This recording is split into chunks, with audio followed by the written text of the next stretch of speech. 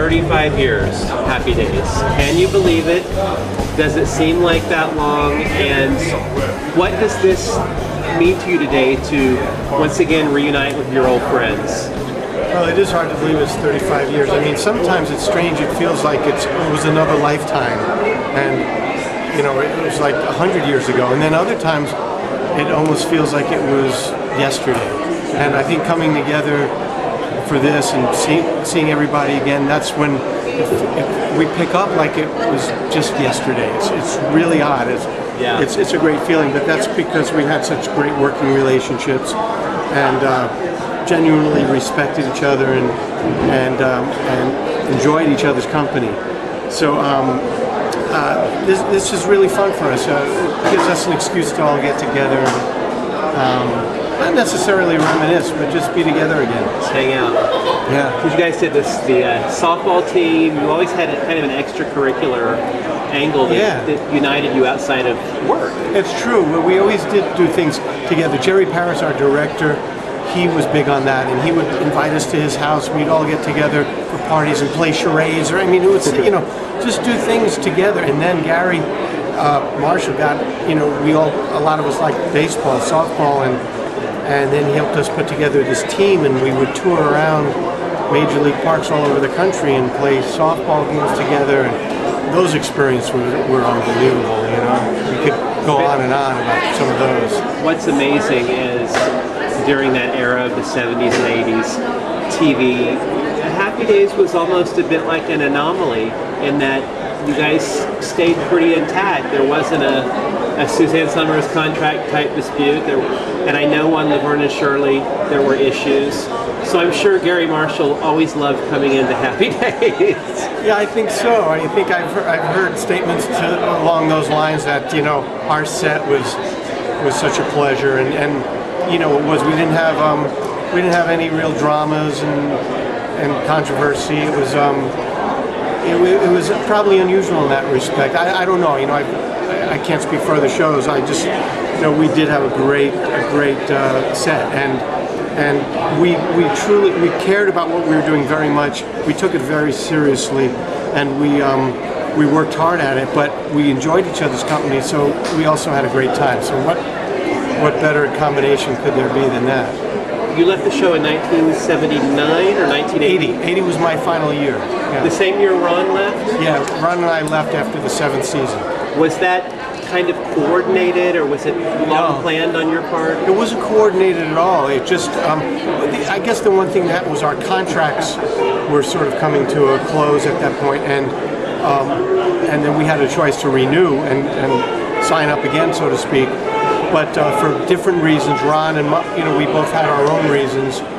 We thought it was time to move on after that 7th season, and our contract obligations were met. Ron had his directing thing that he wanted to do, and I was pursuing certain things that, as an actor. I wasn't pursuing directing yet, but as an actor, 7 seasons, it was a good run, and and I was looking to do some other things. Because Happy Days ran really an unusually long number of years. So for you to do 7 seasons, that is a typical full run for a series. Oh yeah, that's a healthy. I mean, you're lucky. If you get 2-3 seasons is good. 7 was great. It was great, and I was only about 27, 28 years old at the time, and I wanted to pursue a lot of other areas as well, and not just play one character, for my whole career. How hard was it for you to escape or move beyond Ralph Mouth and the whole issue of typecasting? Yeah. Hollywood does that, no matter how good you are and how versatile you are. Was that a challenge to get those dramatic roles? Very, very much so. Being on a sitcom for that many years, and one that, in some ways, the more successful it is, the tougher it is to break away, because I think Hollywood feels that you're so associated with that role, or that people won't accept you in other ones, which is I don't think true, but it was nonetheless a real obstacle and a sort of a brick wall that you run into.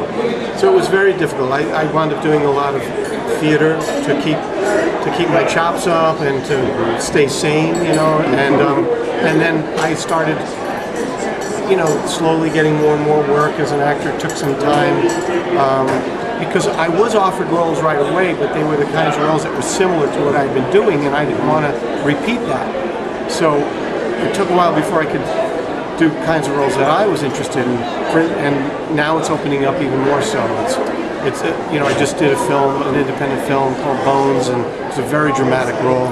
I did another one called The Ankles, and independent film. It was again a very dramatic role. So all of a sudden, and I did a film, The Great Buck Howard, where I got to do a scene with John Malkovich.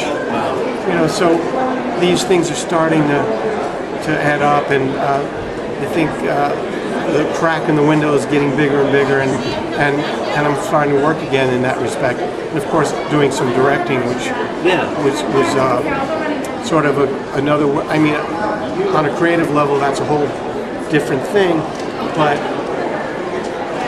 it was something I've always wanted to do, and now I've done 2 films. My most recent one called Moolah, which is out. That was just on Showtime. It's out on DVD. Great experience. That was a comedy drama. My first film that I directed was a film called The Last Best Sunday, which was a pretty straight, heavy drama. So I'm really, really enjoying that as well. So what's really been kind of cool is that lately, so I'm able to do both, the directing and the acting. Was there something in the water at Happy Days? I mean, Henry, Ron, Anson, you have all gone on to direct.